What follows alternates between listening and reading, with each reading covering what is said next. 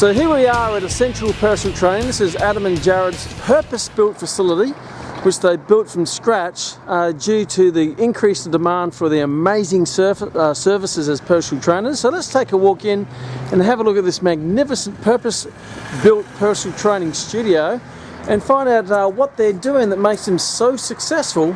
And I've been in here already and you're just going to be absolutely amazed at this facility. And here is young Adam. How are you going, Adam? How you going, Kerry? Welcome to EPT. This is Jared. Jared, how are you? Mate, can you take us through this magnificent facility of yours, please? We'd love to, mate. Come on in. We'll do a little guided tour. So, firstly, quickly off to the left, we just went past it with our office. So this is the King's Domain where the directors. There we go. You're in here. Oh, these lovely, gorgeous supermodels in here. Fantastic. And what do we have up here? This is all the awesome team. They're the amazing personal trainers here at Few to be added. Few to be added. Few more to be added to the wall, and then you got all branded stuff down here. Yeah, absolutely. And then we've got Miranda tucked away over there, just trying to listen on the phone call. What a beautiful welcome area. Yeah, it's very comfortable and couches and great lovely vibe. picture there. That's just fantastic. And then if we cruise down, we'll go down the hallway. Yep. Just to the left, we have a consultation room for clients when they first come in for their complimentary session. Fantastic. Very warming. I love the pictures. About their goals. Yeah. And then next room is where the team hang out, do some follow-up calls, etc., and get organised for their week. Wow. There we go. And I mean, this is where the welcome behind the welcome area. Yeah, Miranda. Miranda. She's our go-to woman. There you go. All things customer service. Holds things together for you, right? then we're going past the ladies. I won't go too much in there. Just there we go. And you got all these motivational posters on the wall with Ali and. Yeah, my favourite quote this one came in. Ready? Good. Oh, we just come over here. Favourite quote. Steve Prefontaine, to give anything less than your best is to sacrifice the gift. Wow, that's amazing. So all motivational. yeah, absolutely. So no one's in here, so I've got toilet, obviously 2 change rooms, and then a shower down the end. Very lovely, very classy. I notice. Wow. There you go. And we're almost in the goods section. Into the goods section. This is the team area. Tidying up The team area. yeah, a bit of a kitchen and laundry all in one. Awesome. And this is where all the fun happens. Okay, are we ready? All the results, all the magic. This is the engine room. This is the engine room. All right, so we got all these. Wow, what a great open space for training. So down this end is predominantly cardio stuff. Yeah. We've got the mats over in the corner where we pull them out to obviously stretch our clients at the end of the sessions. We have all these amazing motivational quotes up here on the wall. This is just incredible. Which one was your favourite, Kerry? Well, I've always been a fan of this one here, pain is temporary, glory lasts forever. Yeah. That was one of the one attached to Muhammad Ali. Yes. Yeah, so you have... we do a couple of group exercise sessions, 2 mornings a week down here, and then the rest of our group exercises down at Bluff Beach. Yep. And off to the left, we've got a bit of a private room. Okay. I won't go too much inside. This is like a private facility. Little room if anyone needs to sort of For training. Yep. needs a moment or so. Yes. And then And this is a very special client over here. Wow, look at this. This is your mascot. this is the mascot. Yes. One, 3. And again, you get all these motivational quotes on the wall, which is very inspiring. Yeah, absolutely. And then over the wall is all the straight stuff to make everyone nice and strong. Okay. Fantastic. Wow, look at that. That's amazing. Well, lovely. This is all purpose built. And that's the hot lap. All right. So how about we sit down and you can tell us a little bit of the history of how you got to be in this magnificent position of yours. Absolutely. Sounds good. The lads. Have Jared away, mate. Excellent. And Adam, welcome. Here we are in your magnificent facility. Thank you for taking the time out to show us around your great facility. You must be very proud. Very, very proud. Yeah, it's last couple of days actually hanging out with yourself and Rowie and the team. It's actually brought, I know, a lot for me. It's brought back a lot of gratitude and yeah, feeling proud of what we've been able to create. Sometimes you get on that, you know, next thing and forget the things that you have sort of achieved, and so the last few days have definitely brought that to the front of my mind again, and yeah, I'm feeling really, really grateful and yeah, keen to keep moving forward. Fantastic. You know, myself and Rory have been here with the team. We spent last night with you and 4 days today doing training. Yeah. But what I want to do is to go a bit into your history, particularly yours, because you started off and you came on a bit later on to build this magnificent custom purpose-made personal training studio. Yeah. So we were talking last night about, it was 18 years ago that you did the Max program. Yes. You were 18 years of age. Yep. Okay, so if you can remember that far back, what got you into, what made you want to get into the fitness profession in the first place back then? Yep, great question. I can still remember it. I was a bit lost at the time. I was living on the Gold Coast, pursuing surf lifesaving at the time. Probably partying a bit hard, a bit lost, as I said. And at the time, honestly, just wanted, it sounded like a cool thing to do. Yeah. Very quickly that changed when I first heard you guys speak. And then started doing the course, it very quickly changed into a passion and obsession, really. And then, yeah, it was up there for roughly 4 or 5 years, and then did a little bit of PT up there, and then moved back here. Started training friends for early on, and then they got me heaps of referrals, and then, yeah, as we said before, I booked out 50 odd sessions a week. And then a year or so later, then Jared started, and we had a big waiting list, and then it was actually a conversation with Rowie that encouraged us to take the next step and start creating a team. And yeah, since then now we're up to 9 trainers. Wow. And and So in this facility, you're training, correct me if I'm wrong, 200, how many sessions a week? Yep, 200. 200 sessions a week? Yep. 9 trainers? Yep. I think it's 8. The next 2 are only just literally starting today, so they haven't got any sessions yet. So yeah. That's amazing. And how much is the average session?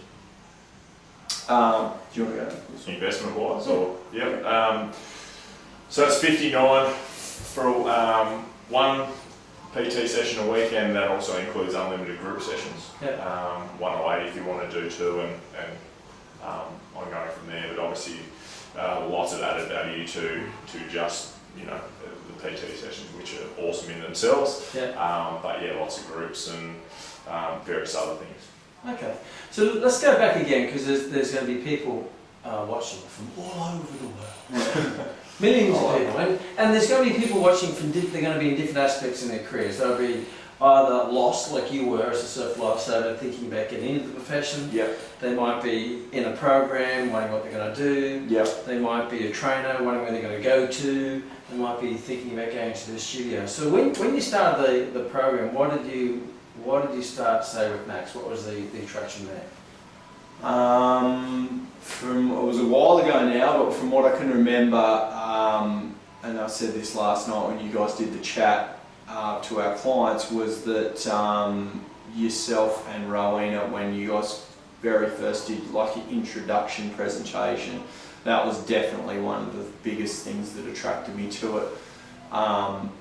Without a doubt, the professionalism that you guys shown straight away. I can still remember in that first presentation, I've probably told Jared this 100 times, but I can still remember I hadn't been introduced to yourself or Rowena, and you both walked up to me and introduced and said, "Hi Adam, my name's Kerry," or Rowena, and I didn't know how you knew my name, but you did. and so there's the professionalism, the passion goes without saying, but the actual knowledge and the common sense approach to everything that works that you guys take as well, and we've literally done that and followed that model by the book basically ever since, and I've never trained anyone that hasn't got stronger, you know, and we've just got the results we've got over the journey, us personally, but as well as all the team, have just been, incredible. So. And when you were doing the program, what was the parts of the program? Because I wanted to do this throughout the timeline. Yeah. So you don't miss anything in the journey. Yeah. What was it about the program which you enjoyed the most, or you got the most out of? I would definitely say one aspect which I find that Jared and I do a lot of now is so much of the personal development stuff that you guys cover you can apply to every area of your life, and specifically the most important ones, and also a few things that I got taught as a younger athlete that once I understood anatomy and physiology that weren't necessarily right, and definitely the energy that you guys have yourselves that goes through the classroom and all the students, etc. Yeah, for sure. So you left the program, and Rory remembers you so significantly, and she actually, even though she says, I shouldn't have, but you're always one of the favourites. Teacher's pet. Yeah, so you left the program, and what did you do as soon as you left the program? I think initially I didn't. Initially, I don't think I did personal training straight away. From memory, and once again, it was a fair while ago, but from memory, I think I did some learn to swim stuff for a while. Once again, I was a little bit lost figuring out what I wanted to do. I think that might have been while I was actually fully finishing all the different bits and pieces to finalise the course, and then I made the decision that I wanted to give it a crack, and then I started working for a guy who I sat next to for most of the course, who started his own PT studio in conjunction with you guys, and then I did that. So I worked for him for once again fairly rough, but about 2.5 years I think. So before I moved back to Tassie. And what brought you back to Tassie? Great question as well. I think I definitely missed the people back here. I've grown up here. I was broke up there. I was probably still a bit lost. And yeah, I would say that would be it, wanting to get back on my feet. Probably missed Mum's home cooked meals. As you do. Yeah, so you got back here, and what was interesting you shared with me yesterday is you got back here and you started afresh, and it wasn't long before you built up your clientele really quickly. And there's going to be a lot of trainers out there who are just starting, they don't know how to get clients and how to build their clientele. And you did that very quickly as soon as you hit the ground. So share with me and the people watching, how did you do that? So I always talk about my time in Queensland when I trained with the PT studio up there as like my apprenticeship, and I learnt so much with those experiences when I was up there. But then when I moved back, I basically just started training a few of my really good mates for because I needed some money. I was going to go to uni, and it was going to start 6 months' time, so I needed some money in between. So I just basically started training my really good mates, and I just said, if you like what we're doing and you want to refer people to me, then I'll train you for free. Each referral you give me, I'll give you a session for free for each referral. And I had one guy, my best mate actually, who was playing football quite competitively at the time, and he got me like 10 clients in 10 weeks, so he trained for free for 10 weeks. Wow. And then I had... It's a win-win, isn't it? Yeah, absolutely. And then I had referrals off those referrals, as well as a couple of other of my mates as well. And then it just, because I'd had that experience, I think in Queensland, it was within, I can't remember exactly, but I think within 6 to 8 weeks I was doing 50 sessions a week. 50 sessions a week within 6 to 8 weeks. So you're getting just almost 10 new clients a week. Yeah. Which is amazing because a lot of trainers, they don't know where to start. And sometimes the easiest place to start is the people around you. Yeah, absolutely. And you shared last night was a real fly-by funny comment where you started because you had no money and all of a sudden you had all this money and you said to your dad, what do I do with this money? Yeah. Tell us about that. Yeah, well Dad has always been in finance, he's a financial planner, really great with numbers and money, etc. And yeah, because I've been on the Gold Coast, obviously a lot more expensive to live there, but I wasn't making hardly any money up there either. So when I moved back, all of a sudden I was making, I don't know, from memory, $700 or $800 a week. But initially it was cash.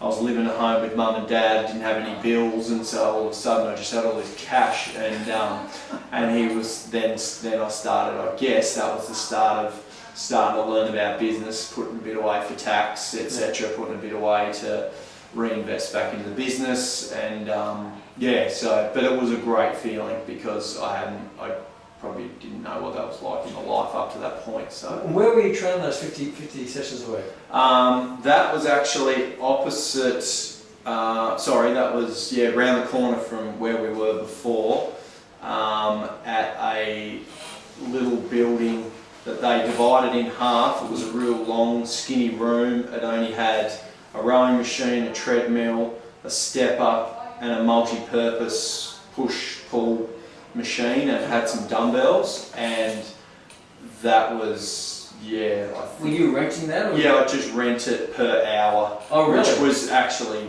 a really good deal for that time. So I guess the message there is you don't need a big extravagant facility to train 50 people to earn more money than you know how to spend. Yeah, absolutely. There's a lot of time you think you need to have a $10,000 leg press, whatever it might be. No, well I literally it was great, the rent, because it was like, at the time for me to get started, I think, remember it was like $6 an hour or something like that to rent the space.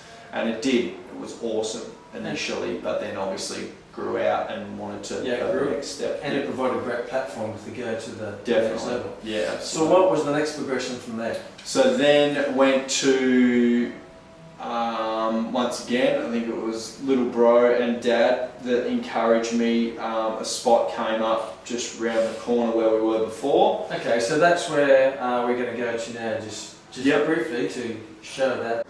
How you going there, lads? Very well, thanks, Kerry. It's fantastic to see and hear about your humble beginnings, as we've already gone through a bit of a tour of your current personal training empire.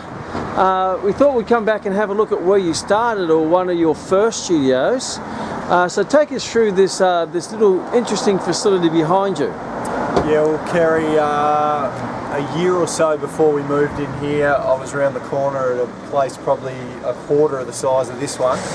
And then moved up here for probably a year and a half, and then Jared joined forces, my brother and business partner, and since then, we were in here for another roughly 10 years till we were busting out of the seams, and then we've obviously moved on to... So before you moved in there, you said you're around the corner, you were a sole trainer? Yes, at that stage. And how many sessions people were you training a week then? About 50. About 50. And then you decided to come in here? Yep. And you came in with your great looking brother, Jared? Yes. And just have a look at now, this place is now a salon, a yoga. So it's a pretty much one big room, about 9 by 10 metres, and there was a very small room out the back as well. So about 100 square metres. Yeah. And how many people did you both build up to in personal training people here? We're probably between us roughly doing 80 to 90, and then after a couple of years, then we started to put on a team. And so by the end of, before we moved out of here, we were probably doing around 150 to 180. Out of here? Out of here, rough numbers. So you were pretty much busting at the seams. You were a victim of your own success. Absolutely. Okay, so then you decided to open up a new facility just down the road? Yep, you can go there. Yeah. So I think it was the end of 2012, which coincided when I got married. So my wife was thrilled with the timing of launching a new business and that with that. But yeah, it was pretty remarkable. We had our eye on, it was basically an empty car yard, not being used. As Adam said, we were busting out the seams. Demand was really strong, but we were struggling with supply. We physically couldn't get any more trainers in here. So yeah, we decided to put our balls on the line, I suppose is the best way of describing it, and invest heavily in our own business by building a purpose-built studio. Which was a significant investment, but one that has been well worth it certainly from a business point of view. So yeah, I opened at the end of 2012, and in those first few months, business literally almost doubled. It was a bit of good marketing, and obviously what people could see and the perception. A lot of people thought it was actually a new business. So yeah, it's certainly been onwards and upwards from there. Okay, so how about we venture back down to the new Empire. Sounds And before you leave, so you were doing over 150 sessions a week in here, and how many trainers did you have with you then? Probably about 5. About 5 trainers, including ourselves. Yeah. Okay, 150 sessions, 5 trainers in about 100 square metres. So you certainly milked Probably the less than capacity. 100 square metres, I Yeah, reckon. so you certainly milked the capacity, Absolutely. and now you've got a lovely new facility to grow even further. Yeah, definitely. All right, so your new facility is just further down the road here. So how about we go down and have a look-see? We can do Sounds that. good.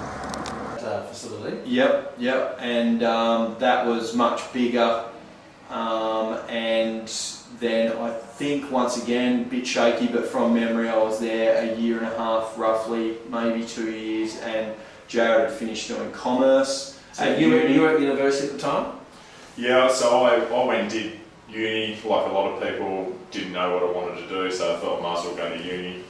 Takes the pressure off. Yeah. You know, you hide behind your uni degree to a point, but it was useful. It didn't teach me anything about running a business, but I don't regret it. You know, Kept you off the streets for a few years. yeah, made some good mates, and it certainly taught me to be resourceful, how to find information if I needed, you know, certain things like that, but didn't necessarily help that, but it's part of the journey, and that's why I'm here today. And I guess my skill set was probably different to Adam's, but they complemented each other very well. And so yeah, that's when we started, I guess, in a partnership. So what were you thinking when your big brother was doing this, and you doing it? And obviously there was some thought process of what's he doing over there? Yeah, well, obviously I was seeing it, and I was part of. I can't remember which parent it was, but myself and one of our parents was very encouraging in Adam to come home because there was no one doing it here. So a lot of people were saying, "Oh." And for that matter, for people who don't know, we're in Devonport, Yeah. in So Tasmania. that's And yes. it's a great side note to that is as well, when we talked about me coming home, or at one stage earlier, I'd suggested it to Dad that I reckon personal training would go really well in Devonport, and he actually told me that no, it wouldn't. And so yeah, You were wrong, Dad. we Say that, Dad. like to remind him of that. So. Well, you know, and I can share is when I first started, everyone was telling me it wouldn't work. And if you have confidence and you believe in it, you'll make it work. And so whether it's people, human needs are the same. So let's go back to your involvement. So continue on how you got involved. So yeah, I can't remember exactly how far, but I was getting towards the end of my degree, and I can still remember it was a conversation we had. The family were driving down to a sporting competition, I think in Hobart, and we literally were talking about it. And I don't know, it was Adam or someone just said, well, you know, obviously I was doing a business degree. Well, why don't you do what I'm doing? You know, still apply the business skills, but do something I'm actually passionate about. So we pretty well did that. I enrolled in a course, sort of was doing that amongst my uni, and fortunate enough, Adam had done such a great job, built up such a great reputation, had a waiting list, that's when... How long was your waiting list? Well, I'm fairly sure that when Jared started, I had about 80 on the waiting list, and so we booked Jared out in 5 minutes. So I want to say that again. You had how many clients? We do about 50 sessions a week. And how many people on the waiting list? About 80. 80 people were waiting Yeah. to train with you. Yeah. So when you got involved, so it was 80 straight away in 5 minutes you booked out. Yeah. that literally in 5 minutes. Okay, and then so it kept growing the waiting list after that. Okay, as well. so people at home are probably scratching their head. Are thinking, I can't even get clients. Yeah.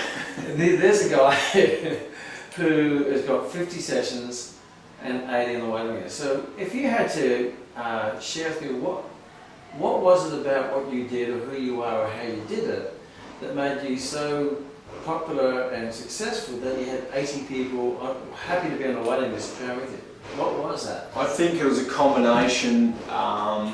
We grew up here, and Jared and I have always been, since we were probably 10 or 12, heavily involved in surf lifesaving and done really well over the years in that. And it's a small community here, so when you do well, if you're in the paper a fair bit and things like that, you know, a lot of people know about it. So, But if you're bad at what you do, you're not going to have 80 people Oh, train you, definitely. even if Yeah. they know you. Yeah. So, I would say, speaking from an outsider at that point of view, one, there was a niche there in the market, so no one was providing that everyone has a need to have their health, need to improve their health and manage their health or whatever it may be. The second thing is that there was gyms around, but no one was doing it to a professional level, which Adam was doing it. So yeah. I think if you're doing a great or outstanding job, then obviously you're going to retain the people you've got, and they're going to tell others. And effectively, that's what happened. Was Yeah. Adam was doing an outstanding job, looking after them, providing something that hadn't been provided to our local market before, and all of a sudden it grew. And also there was at the time, I remember saying this till not that long ago, but there was still a few people around town that said they do personal training, but as far as we would be concerned, they weren't really doing personal training. I was just being paid to watch someone to train. Correct. Yeah, here's your program, Or here's a go and do it. program. Exactly. Yeah. So that sums it up definitely. Okay, so you wanted to get involved because A, you have business skills, you're interested in business, you're obviously involved in health and fitness because you're in great condition. So is that the part of the condition, the fitness and the business together? Was that the attraction? Yeah. So I guess initially was going to bring my skill set as far as the business side of things. So I never did as many sessions as Adam did to commit time to, you know, things in the business, whether it's managing at that stage, managing the books and all of that sort of stuff. But I certainly grew up, very competitive athlete and loved sport and everything about sport. And I guess looking back on it, I probably didn't necessarily consciously know it at the time, but how it made me feel, I noticed a lot in others that they didn't get that. They didn't get to experience what that was like. So that was probably a driver. But being brutally honest, again, it was probably more about the lifestyle, which a lot of people initially probably do get into it for that reason. It's probably not the best reason, but that was certainly one for me. And it came back to doing something that I love, which is nothing wrong with that. Yeah, And I guess the side effect was I was still helping people. Yeah. I'm sure we'll get onto it, but now my philosophies have changed a lot more. It's kind of reversed, that it's more about actually helping people, number one. So, that was initially what got me into it. And obviously working with Adam, we'd always worked well. Growing up, didn't fight that much. I was the one with the temper and hit him around the head with cricket bats and stuff like that. Adam was always pretty placid. So. Yeah. So you got involved, you had the facility up the road, which we've already covered and looked at. That facility, you're doing over 150 sessions a week. Yep. You built a waiting list there as well? Yeah, so that actually grew from when I had 80 to I think we peaked before when it was just the two of us, that we got up to 117 on the waiting list. So I can still you always both- remember that number. You were both booked out, Yep. and then you had a waiting list of 117 people Yeah. who were waiting in line for a free spot to come up for you to train them. Yep. Yeah, and the irony with that too, I was just thinking about then, was there's actually quite a few clients that were on that list that are still with us today, 11 years on. Yeah. One lady, she always says to me, she's born the same day as me, but I'm born 83, she's born 38. And she always says, she said, I remember getting put down on your waiting list. She said, I never thought you'd call back, but you called me back, Yeah. and we booked her in. She's been training with us for 11 years and changed her life. So, Wow. yeah. If you're wondering what that banging sound is, that's people out there training, punching, boxing, which is great because we're in the engine room here. We're in the atmosphere of the leather and the smashing. And okay, so you were collectively both you were doing how many sessions?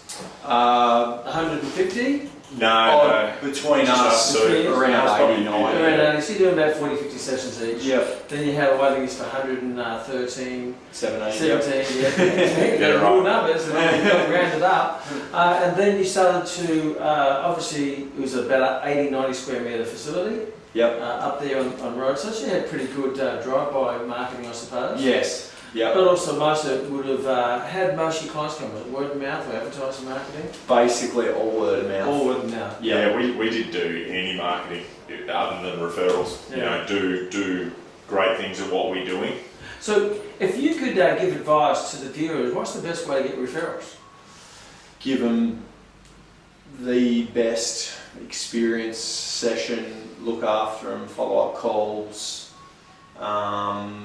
As you guys say, treat them like they're the most important person on earth and genuinely care about getting them to where they want to go. Yeah, and if you find a way to meet their needs better than anyone else will, they'll never leave. Yeah. So I guess, there's been times where we probably haven't done that, but that's part of the journey of learning it and whatnot. Mistakes. But certainly you need to find a way to do that. But as far as getting referrals, a lot of people don't even ask. So you want to actually make sure you ask it. And So what's the best way to ask? What are some things you use? You obviously initially said, I'll train you, give me a referral, you get a session for free, Yep. which was the initial startup. So what are some of the other ways that you could subtly ask or... Well, that was, Encourage. I think that taught me a lot because I wasn't sort of nervous or afraid about doing it. So a lot of the times if I'd ask them questions and they've been talking about how great they're going in however it is for them, and then if I had a few spots left or if we had a few spots left, I could say, look, well, if you know of anyone that needs help in not just the area that you've got goals in, but we help people with injuries and weight loss, and it's not just the if we've got a client that wants to lose weight as an example, they might just have in their head that that's the only thing we focus on, whereas they might have a brother that's got arthritis and not even know that we can help them. Okay. So it's given them probably 5 to 7 other things apart from their goal, Yeah. just to get that at the front of their mind of other people that they can help. Okay. Saying if you don't ask, you shall not receive. That's exactly right. The other things with that KMN is that your language is very important. Like we talk to our team a lot about this, and asking, say, a question like, do you know anyone that would like personal training as an instance, as opposed to who do you know? Yeah. Very different language, sounds very similar, different language, a couple of different words, and it has a totally different result. The other factor is the follow-up. A lot of people will just say, oh, so who, do you know anyone? Oh yeah, I'll have a think about it. Okay, cool, and then they never ask them again. Yeah. So your language and then following up is very important. Absolutely. Yeah. Who do you know? Now they're thinking people. That's right. Yes. If you know, it's like, Exactly. who? Yeah. Fantastic. Yes. Sometimes those little language changes can really change someone's focus Absolutely. onto a who rather than is there. Yeah. Is there? Can't think Or of they it. can say yes or no, Yeah. and most of the time they don't really. Well, who do you think know about is it. a name. That's Do you right. know is a yes no. Correct. Yeah. Yeah. Let me think about it. Who do you Yeah. know? Oh, George. Yeah. And then if they say I can think about who I know, then you can say awesome. Well, we're catching up on Thursday. We'll have a chat about it then. And then your job is obviously to Because remember. if they love what you do and what you've done for them, they're going to be very happy to refer. Totally. And many times all you need is to ask, and they go, okay. Yeah.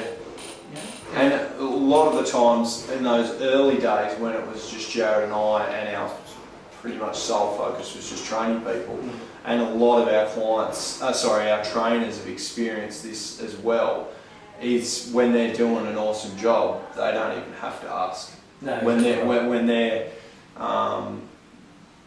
2 years ago, I think it was, one of our trainers, she was doing 50 sessions a week, very consistently, not losing a client unless they moved away, which is excusable. And she was giving a referral to another trainer probably every 2 weeks easily. Because she was full up.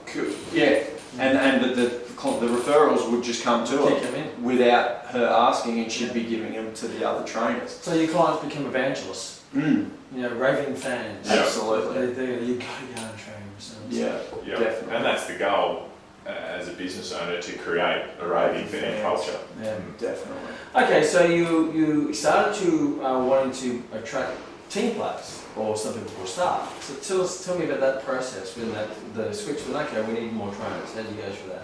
I remember talking to Rowie. I said this to her yesterday, that I was having a conversation, and I can't remember the basis of the conversation, but the end result was that she said, because I think, we're actually talking about the waiting list, and she basically said, well, you've either got to, there's only two ways to grow really. You've either got to up the investment of what we charge, or you've got to start putting on a team, and that's the only way to grow. So obviously we highly regard what you guys say massively, and totally agreed, and so that's when we started the journey of creating a team. And over that journey we've had to grow massively. We've made lots and lots and lots of mistakes, but we've had to grow massively, and now we're without a doubt in the best position that we've been in, and our team at the moment is just absolutely awesome. So we'll go up there. You had you said how many trainers did you have up in the other facility? I think we had 3 including us. Okay. Five altogether. So you had 5 trainers. You were still doing personal training yourself. Yep. And you had 5 other trainers. So I guess there will be a very difference between managing yourself and managing other people. Totally. So tell me about that transition, that change in mindset, and some of the lessons you've learned from that. Well, I guess the book, The E-Myth, is a really good one on, as a business owner, it's very difficult to work on the business and work in it. Yeah. And so that's certainly been a big learning thing. If we want the business to be successful and grow and all that, then you have to be working on the business. So myself personally was caught a lot working in it, and still loving training people, don't get me wrong. But you could see little cracks here and there on the business thing. So that's been a big learning experience. Managing people is obviously really challenging at times, because everyone has their different personality, everyone has different things going on in their life. So I heard it once described as like herding cats. Yeah, or managing an adult kindergarten sort of. That'd probably be a bit condescending to our current team, because it's certainly not the case like that. But left to their own devices, who knows what they're going to do? Yes, yeah. So they're probably the biggest learning experiences, but it's also your values. Now we're so in tune with what our values actually are, that we know the people we want. We wouldn't be where we are today without the people that weren't aligned to our values, and that's no disrespect to them. It's just they were different. They were on a different path. Absolutely. So we've learnt that to get it to where it is today. Yeah. Which is everyone who's in here today is aligned to our mission and our values of what we want and our vision for the business. Yeah. But without those hiccups along the way and speed humps, we would not be here. So yeah, you've got to go through it. Yeah, absolutely. So you grew up there. Yep. So tell us about how you got here. What was the opportunity? You saw something. Obviously there was a transition. And this didn't used to be essential personal training. Yeah, so this was just an empty, flat car yard, basically. We'd been wanting to do it for quite a while, and then once again all the specifics are was a little while ago now, but when we made the decision that we were going to do it, then we obviously looked at a bit of property around the place, etc., whether or not we could move into a building and do it up or whatever it was. But then we obviously noticed this and and invested in this and took the plunge to build it. You bought the land. Yep. And you custom made a personal training studio to your exact design. Yeah, as I said to you yesterday. That's amazing. Yeah. And Rory and I are just amazing because we haven't come across someone who's from a flat built studio, a purpose built facility for a personal training studio. We have been in business where they lease, Yes. or they move in, or they rent, or it might be. But this is for me a first. I mean, that's a big plunge and a big leap. And I wouldn't say faith because you're already successful.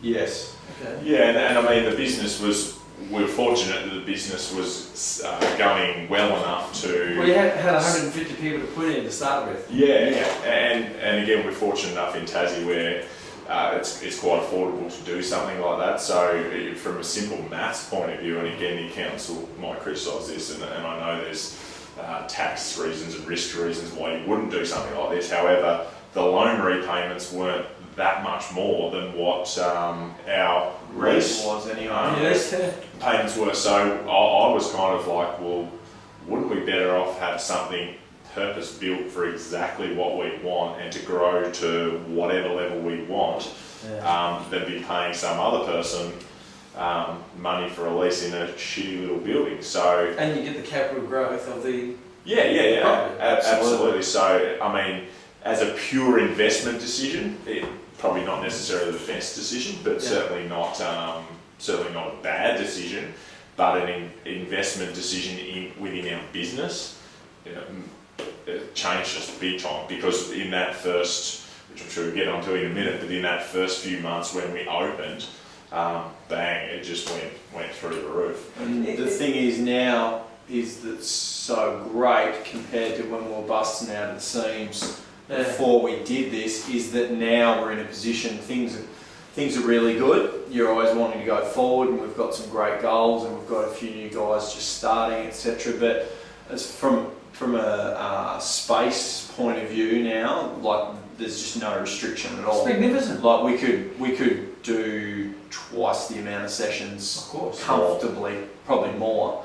But our number one thing is quality, so we can assess that as we go. Yeah. But to do 400 sessions instead of 200, we do it easy. So you bought the land, you sat down and says, now we're going to clean slate, let's design the facility according to our specific needs and to take into account the ability to grow. Yeah. Amazing. Absolutely. So you got it built naturally, you opened the doors, then what happened? Because obviously to build it, own it, sends a very strong message to the marketplace that you're not a fly-by-nighter. Yeah. You're here for the long term, and that, I guess that would give many clients comfort and certainty that you're not going to close and run, because you're tied down. Yeah, well, I think I said to you yesterday, Kerry, that we actually had quite a few. I think it was just towards the end of the GFC that when we moved in. So you moved in towards the end of the GFC, where everyone was gun shy to invest or commit to anything, because that was the doom and gloom of the marketplace. And we actually had quite a few businessmen and owners in it. I don't know whether it should or shouldn't, but it actually did a lot for me. I think the same with Jared, for kind of, not our ego, but our, for me it was for our confidence. Like I was just like, we are doing this and we're going to make it happen. And when we first moved in, we got lots of great feedback from business owners and stuff saying, good work, like bold move from what they were saying, but we didn't really even think of it like that for some reason. It was like the next step, and we knew what we could do, so we did. You were going to the GFC up at the other facility. Did you find the GFC affected your numbers? No, not at all. And That's this. I think the thing is in a recession or whatever it is in economics is usually, excuse my language, but it sorts out the shit. Yeah. You know, the businesses and the people that aren't. It's like a bushfire, cleans out the growth. That's exactly right, and that's just how it works. And then usually all growth occurs after that sort of thing. So it didn't enter our minds, to be honest. I think if you're going around going, oh, there's a recession, we're going to lose clients, well, you're probably going to attract that. So we didn't even think about I it. guess if you fear you're going to lose clients, you're going to lose clients. That's exactly right. You get what you fear. That's Right? a lot of attraction, Yeah. for sure. Totally. Okay, so you started here, you opened the doors, you put 150 people in, which they would have been quite excited by this new magnificent top-class facility. So tell me what happened once you launched. Well, we did a bit of a radio morning, of sort of a opening morning, I suppose, or opening day on a Saturday, which was really good. We had heaps of people. Yeah, did a live broadcast from here. From the car park and the public, heaps of people from the public came and looked around, and we had a few people with a few little, healthy food stalls and just a few little fun things like that. And that got really good response. Dane was probably the luckiest PT on earth in the history of the world that time, because he had just started, and we literally, I think he had 50 sessions within a month. Wow. Like he literally Didn't have to do a thing, got and booked out 3 or 4 weeks. yeah, and he couldn't do the complimentary sessions any quicker than we could give them to him, type thing. But so it was really good. Obviously, just a total different environment. There was lots of teething problems as far as what goes here, what goes where, all that obvious stuff. But once we sort of sorted that out and got settled, it was really good. And then we started putting on a few more new trainers, and it was really good. Probably this is going forward quickly and then back again, but we had a few more trainers probably than what we had now. Not long after that, but we've got a much better system now for longer process for interviewing people and getting them qualified before they train with us, so that we know that they're the right fit. Whereas before, when we look back on it now, their values and beliefs, like Jared said before, towards training, they didn't necessarily do the course through you guys, which makes a huge difference, definitely compared to the ones that have. But looking back on it, they didn't align with the way we do things, the same as what you guys do. And that's, once again, Jared said it before, that's not wrong, it's just the way it is. So it's just different. That's exactly right. And so when we sort of realised that, obviously our sessions went up massively when they first came on, but then we had challenges over the last few years, and they fluctuate up and down with a few trainer challenges, etc. But now we're just in a really good position, and we've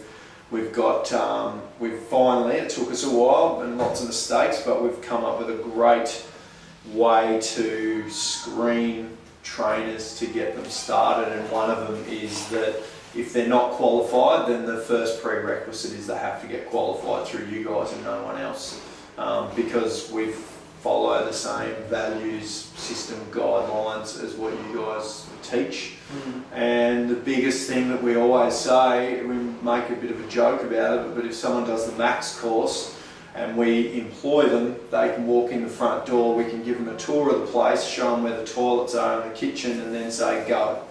Whereas all those others in the past, we've had to pay them to train them and teach them everything we know. We had to detrain them first. Detrain them, then which didn't always work.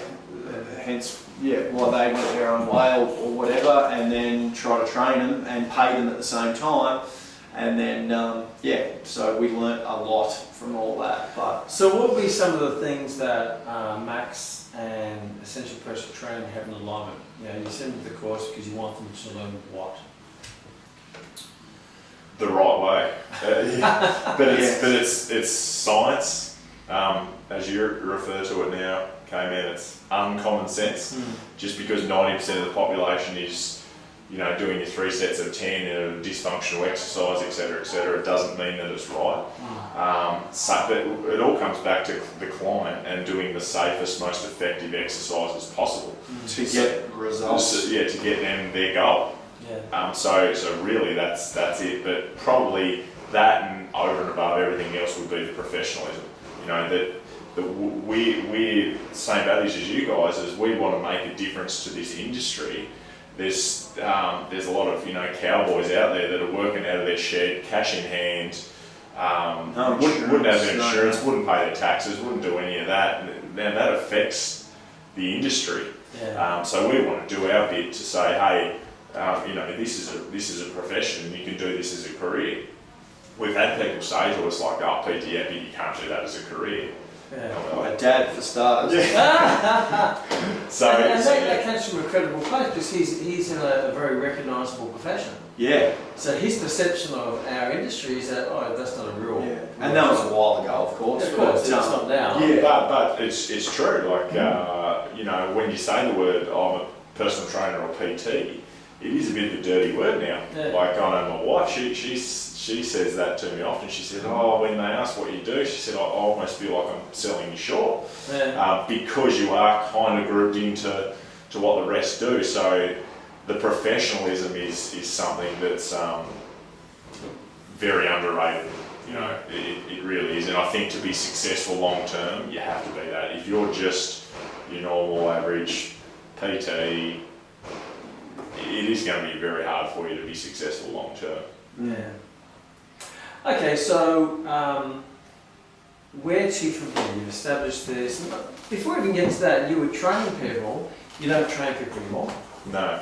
So tell us about that transition from going from working in your business as a trainer to now you've extracted yourself and now all you do is work on your business and build your business and manage or lead the people. Tell us about that.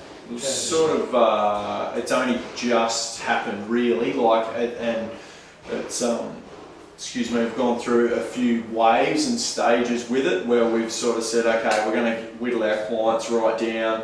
We keep talking about these systems that we need to get done, etc., and they weren't getting done for whatever reason. Still an excuse, but we wanted to maximise everything. So there's a few times where we got down to not many sessions, but then all of a sudden, very quickly, next minute, I was like, 30 sessions last week, and then it's like back up again. And so we've definitely had a few cycles.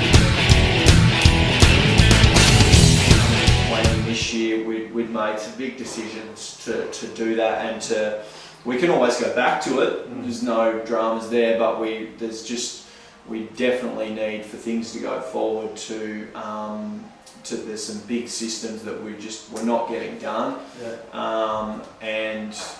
So we've done that as of the end of January. So as I said, very early days that we've done it, but so far it's going really well. We've got Maddie on as the manager for the guys, and obviously working our way through that, but so far, obviously a little bit of a hit. So you have a receptionist, or then you have a manager over the team. Yes. Yeah. So Maddie's title with him, whatever it means, but basically Maddie is managing the business manager. I don't like the word manager, but a leader, I suppose, as far as the business, and then Miranda's the administrative side of things, because there's a hell of a lot of that involved as well. So I guess getting back to your original question, it was for me personally, it was a really hard thing to do. I love training my clients. I absolutely love training them, and you literally feel just so much connection to them, and like there was literally a couple of clients where there was tears involved, and that wasn't just from them. Because you literally change their lives, and to have to sort of say, how attached they are to you, to have to say, sorry, this is what I'm doing, whilst you both probably know it's the right decision. It was bloody really, really hard. But knowing that I'm having this effect on this one individual, if I can do what I can do to help this business grow into more, all of a sudden we have hundreds of people that are getting that experience Wow. versus just me. Yeah. So that's the why. Yeah. You know, it wasn't for any other reason other than to serve more people, you know, Yeah. and to a great level. So, and now I guess what we are doing effectively is more directing. And so, again, I'm a little bit of a control freak. I was like, no, I'll do it because I know I can do it better, you know. That No one can do as good as me. That's exactly right. It's our myth, isn't it? Yes, Yeah. so letting go of that is actually a bit of a challenge as The well. Lord does things without you. Yes. Yeah, does it? So, the start of it's been awesome because there's been so much progression of stuff that's been in the back of your mind. I must do that, I must do that, I must do that, and it hasn't been getting done. So we're super excited about where it's going to go. Okay, so let's go back to you as a trainer, because there's going to be people watching who they're very happy to be trainers at this stage. Yeah. And you were both very successful trainers with a waiting list of 117 people. So what you're doing was you were great at what you do, and you can't be great at what you do unless you love what you do. So what did you love most about training people? I'll go first. What did I love most? I guess it's seeing. So the thing for me is your health is the most important thing in the world, because you know, without your health, your life can't be fulfilled. You know, you can't be the best you can be. So I know that. I've known it from a young age, and I'm really grateful that I've known that, because a lot of people don't know that. So to actually teach others and help educate people to either realise it, feel it, understand it, or whatever, I don't believe there's any greater gift you can give to someone than to change their health, you know, improve their health. And change that belief about that. Because then anything is possible within reason. You know, like your family, your loved ones, you know, going on holidays or whatever it is, unless you've got that health and that vitality and energy, it's not going to happen. Yeah. So, so I'll get a bit wound up. But, No, that's great. That's what it's all about. But you know, that's what inspires me to inspire others to help them see that and help them experience it to give them the best life possible. Wow. Absolutely. Yeah, Well, everything Jared just said, absolutely. We talked about it today, and there's no greater gift of when someone does come back and say, you've changed my life. And there's not many professions that people will say that. No. You don't tend to say that to your plumber. No, that's right. Thanks for fixing my toilet. Yeah, well, you may say that to your electrician. Hey, you've lit up my life. Yeah. Nice one. Yeah, so we've had there's different stories of the people we've helped. Is just been incredible, and it's something that Jared and I are so proud of. But you know, there's a guy that's trained with us for 10 or 11 years. He started training with us at 60. He started training with me initially at 60, and then not long after that, he thought he was getting stuff right, and he went in for a general operation of something that I can't remember, but they tested his blood pressure, and it was, I can remember because that was 240 over 160. Wow. So I remember it added up to 400, and basically they said that how have you not popped? Like, how are you not alive? And so basically, he still says, when I see him every now and then now, he still says, you know that if it wasn't for you, mate, that I'd be gone. You'd be gone. Like, you know, and then 7 years later, he ran his first Bernie 10 at 67 roughly.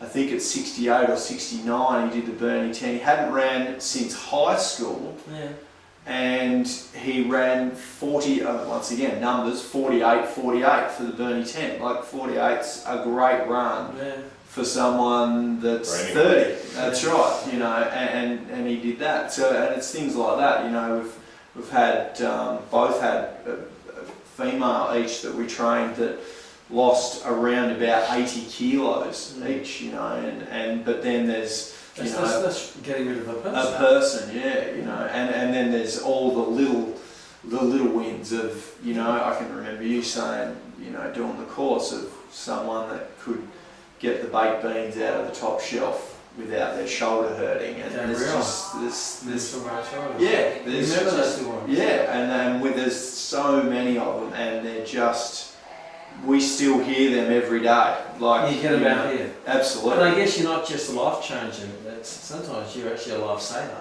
Yeah, totally. So you're a lifesaver. Yeah, And both you, ways. and you still are. Yeah, absolutely. Yeah. That's good. I like that. You like that? Yeah. You like that one? Yeah. Okay, so now you transition from personal training, and some people love being a trainer, and that's their space. You progress now to business owner of personal trainers. Yes.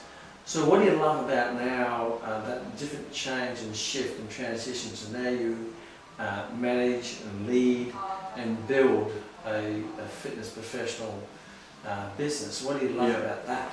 It's obviously early days, but already Jared and I are very driven, and I think someone touched on the human needs before. Definitely in my top 2 human needs would be growth. Yeah.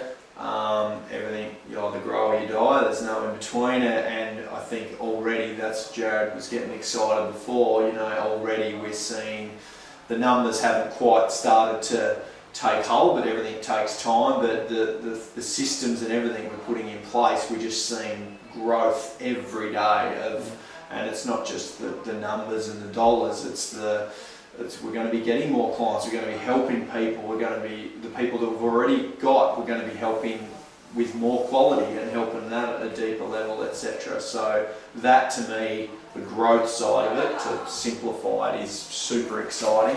You probably have another couple of specifics, I'm guessing. Yeah, I mean, I still miss training people, but I know that's being done. I see it being done by all the guys, so I guess it's been a little bit of a shift. But for me, I've always loved numbers and figures and all that sort of stuff, but also the marketing side of things now, spending more time on that. We're doing a bit of work with some rebranding and website-based stuff and all of that, and that I love it. You know, it's not everyone's cup of tea, but I absolutely love that sort of thing. So, and it also, I guess when you say frees your time, it doesn't mean, you know, we're laying on the beach all day sipping pina coladas, you know, but it does allow other opportunities to help even more people, you know, and things pop up in other areas. So Leverage. That's right, not just specific to EPT, because we're well aware that this business is in one small market in a small state in a small country of Australia. There's a big world out there, so you know we're also fully aware that there's other opportunities as well that we can pursue now. Plus, you have other opportunities and priorities in your life. You're going overseas soon. Yeah. How long? Yeah, so I'm going overseas with my wife and my 21-month-old child for 5 weeks to the States. Yeah. And you've created leverage because you work on the business, you can leave the business and the business will still function and still grow.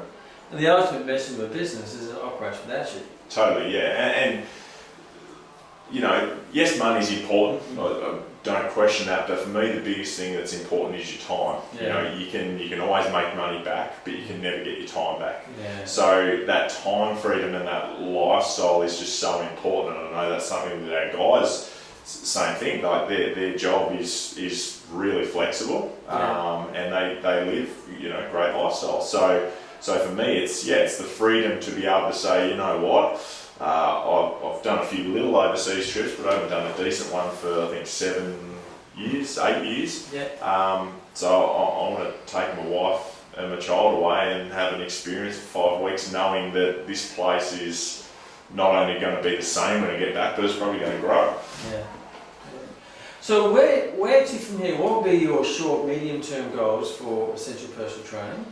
And what would be your medium to long-term goals for Essential Personal Training? I understand that might be a bit foggy in the long term because things do change. Mm-hmm.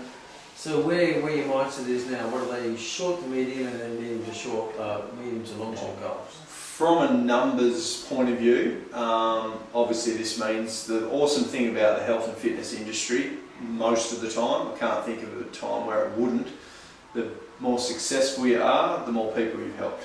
Yeah. And that's something that Jared and I talk about a lot with what we do. Yeah. And that's just the best part about it, because if we are going better, whether it's financially or whatever, that means we help more people, Wow. or we've helped them at a deeper level, or one or the other, or both. So from a numbers point of view, which once again means we've helped more people, we're looking at, we want to get to 10 trainers, which I think we only need 2 more after we've booked out the guys that have just started, and we're wanting an average, understanding that some people do more sessions than others, an average of 30 sessions per trainer. So that's 300 sessions. Correct. And how many square metres do you have here? That's a good question. 48, I think. Well, there's no saying, no, I'm not saying, it's just a number. Saying. Is that you never know the odd saying. Yeah. But generally a facility can hold about comfortably one person per square metre.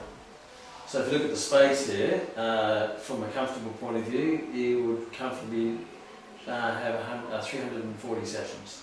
Yep. So you're pretty well on track. And once you go above that, you can still function, but you may start to feel the internal pressure. Yes. Yeah, and that's what we have to Assess. manage and assess the quality along the way as well. Which again, that's up for us to develop those systems to ensure that it's there. But we never want to just go, oh, we want to keep getting bigger and bigger and bigger and lose that quality. And we probably did do that previously, where And we weren't ready, the systems. Bigger's not and better. we weren't ready. that's right. We were doing nearly 300 sessions previously. We only just touched it, but then we lost quite a few. And again, it was because we got bigger. We lost a little bit of the control of the customer service and the stuff that was going on within the sessions, etc., etc. And you know, really, we're at where we're at. So yeah, that's definitely a thing. Long term, to be honest, it is pretty foggy, and it's something that we need to get a lot clearer on, because there's so many options. You know, we could say, well, we just want to do that and manage it and keep it nice and happy and as is, and we know it's good. Or we could say, well, let's work here. Why don't we open somewhere else and somewhere else? Yeah. They're all options. Great to have options. That's right. You know, Absolutely. so you'd want at least 3 options, I think it is, before it's a dilemma. So yeah, there's lots of things we can do, but it's something we need to get clearer on. And just to reverse, where did the name Essential Personal Training come from? I come up with that one, and I can't exactly remember why.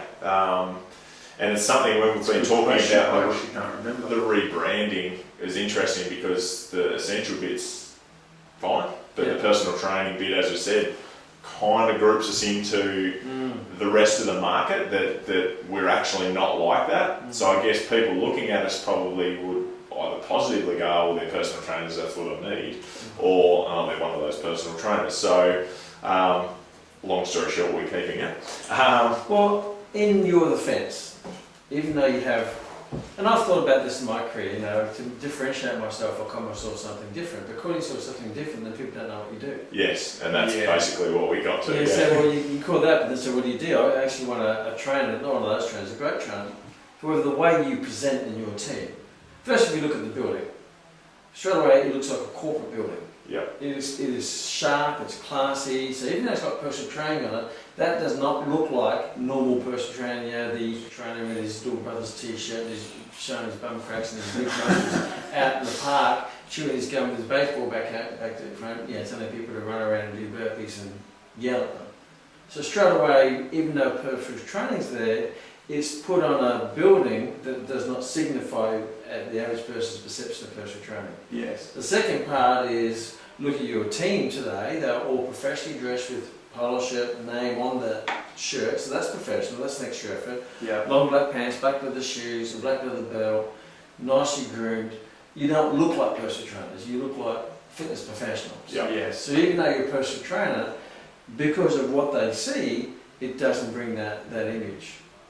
So, Well, that's awesome. yeah, well, I agree. For It's personal training is one of those names that you think, oh, well, I might have, but it's what you wrap it with that can make the Can difference. I answer that? That's my pacemaker. Okay, so You've looked at where you are now. You have obviously a great business with huge potential, with plenty of options, which is sensational. And the people viewing, there are going to be people at home, trainers or want to be trainers, thinking about, will I, won't I? You know, they're in a job they don't like, or they're not satisfied with. They have a life they don't want to be living, and they want to do that. And there's a certain element of faith, or leap of faith, or courage to take that step, to leave what you got, even though you don't want what you've got, to get what you want. Yes. And there's a gap there. So what can some advice you can give? And you look in the camera and let them and get some advice of from someone who's done it and had a journey from, you know, lost, doing a leap of faith, doing a course, doing a program, becoming a trainer, and growing to your success now. So what would be some words of advice you can give them to, you know, hey, do it? I still say this a lot because anyone that talks to us about thinking about doing a PT course, we refer them to you guys because without a doubt you're the best. I always say to them that even if I hadn't have done anything with personal training after I'd completed, it was the National College of Fitness then, but for you guys watching for the Max course, even if I hadn't have done anything professionally after doing the Max course, the stuff that I learnt in the Max course, as I said before, that you can apply to every area of your life, and even if it was just learning it for yourself and your close family, the health things that we learnt, it still would have been a million times over worth it. But obviously from our point of view, did the Max course and then took the leap of faith. And I mean, if you're passionate about health, then, and you're probably not, if you're watching this, there's a fair chance you are, but if you're really passionate about health, it's just a no-brainer. I actually sometimes, like I said before, you can sometimes get caught up in the next thing and not stop and look at what's happened. But a lot of the times, probably not for a little while, which has been so great that you guys have come down, but sometimes I do go, wow, we actually have done this. Like, and I know that sounds like the biggest cliche ever, you know, of, oh, I can't believe that's happened, but it's true. Like, and almost every day someone will comment on the building, or, you know, we had Benny come down a couple of years ago, and as much as he loved the building, the biggest bit we were proud of was he said, this building's world class, but he said the thing was, I walked into that front reception and I felt amazing, and there was only 2 people in here and the others were out in all different parts of the building, and he could feel the energy from all of our team and us and everything. And so often a bit of a tangent, but bottom line, if you're passionate about health, it's a given, it's a no-brainer. You might have to bite the bullet, but life's too short to think twice about it. You're literally doing something you love, and helping people on a massive scale in the process. So that's my testimony. I could go for longer, but we haven't got enough time. Jerry? Yeah, well, what he said. But again, it sounds very cliche, but if it's something you want to do it. Like it, you know, a great thing is also, we've been taught as people focus a lot on what they don't want to happen. If this is something you want, then work out what you want to do and do it. You know, focus on your outcome and what you want to do. And as far as courses go, there is not a course in the country or the world that even comes close to what you guys do. And I mean that as genuine as possible. And we can we've say seen that. it. We've had that many trainers come through here that have not done. The majority that have come through here haven't done it. And it's never worked out that well for them, for their career, and their career with us. There's been very few. We've been fortunate to have a couple that have been open to learning different ways. But the Max students are by far the best. So I don't know if that was related to the question, but as far as courses go, no-brainer, easily the best series. So Absolutely. what would be some lasting pieces of advice, whether it be related to the fitness professional, or just your experience in your growth and your development and your future growth that you can give people at home who are wondering what to do with their life or their career? Some finishing words. I would say we've covered this a fair bit today with the training with you guys, but once again, it possibly could be cliche or one you've heard a lot, but it's the famous question of what do you really want? And the hardest challenge there is to not go on the what don't you want. You know, because we ask people every day when they come in, you know, what do you want? No, I don't want to feel like crap anymore. But okay, so what do you want? Yeah. Oh, well, I don't want this. And it's very hard for us as humans. I think we've been wired a lot. We have, and you've got to constantly be turning it around to focusing on what you want, like Jared said before, not what you don't want. And so that question is so powerful, and give yourself time to really think about exactly what you want. And as I said before, if you love helping people, the best thing about this is you will never ever be successful on this if you don't walk the talk. And that's something that probably the biggest thing I love about Kerry and Ro and myself and Jared is that there's not many professions on earth, in all the different professions there are, where people actually live what they do. And so for me, it's a no-brainer. If you love to help people and you love health for yourself, then you will succeed. So hope that's answered the question. And you're finishing wise words of wisdom Wise words from a wise man. This is wise because this is Adam and Jared Wiseman. Isn't that? From the wise man. Pressure now.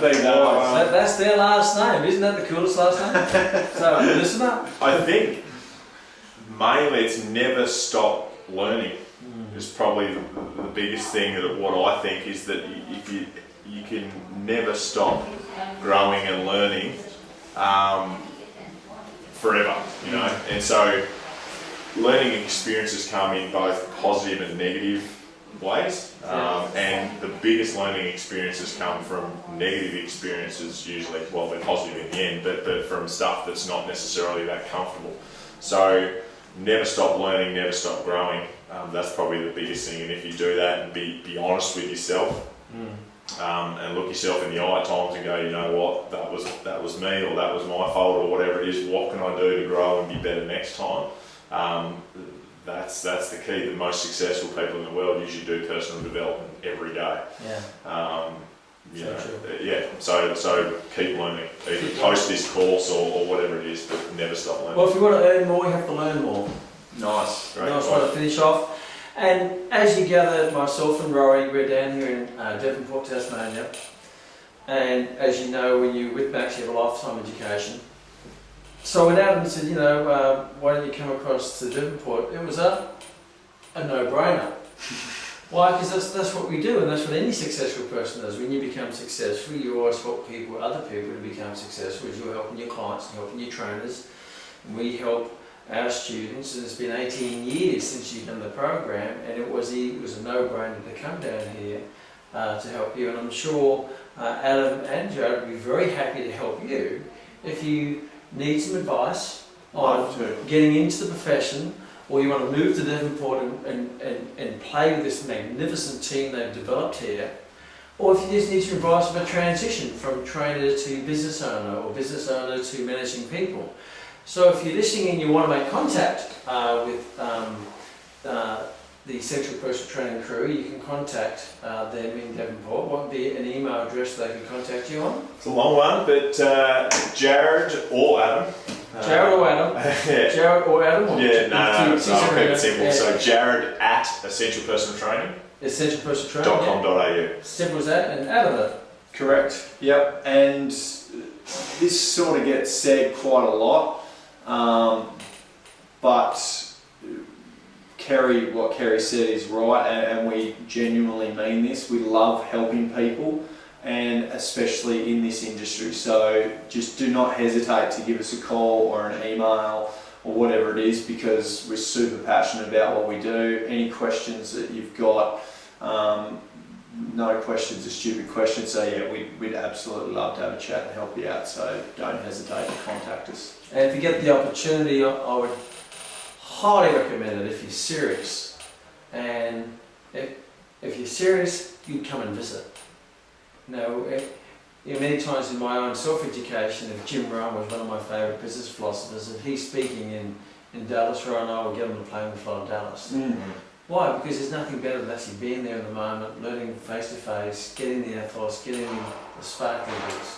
So my point being is that, yes, give them a call, give them an email, but if you're really serious about taking that transition, I know what I'll be doing. I'll be hopping on the plane and going to meet the people who are doing what I want to do, Yes. and learning and walking through this great facility, a purpose-built facility, customised to your business and your growing business and your team. So thank you so much for your time. Thank you very much. Thank you, Kerry. And feel free to contact the lads and make sure that you continue to chase your passion and not your pension.